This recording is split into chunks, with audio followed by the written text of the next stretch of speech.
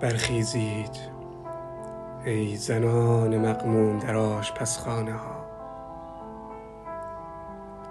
آی مردان ماسیده بر چرخ دنده و آجر. برخیزید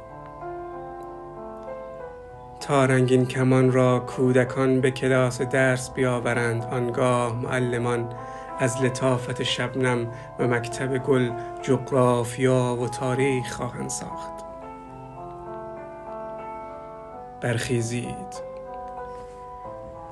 برخیزید ای پسران نوبالغ در انتظار یک جنگ بی حاصل، آی دختران پلاسیده در اتاقک‌های شهوانی. برخیزید تا کودکان نطفه بسته از فقر آداب دریا را با حوض میدانچه تصور نکند. اگر پیوند کوچه و گندم رویایشان نیست، پس چرا جهان به آغاز دیگر نمی اندیشد؟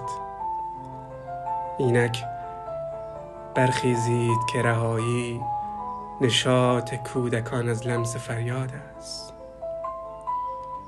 شعر از برتولد برشت، ترجمه از امید آدینه.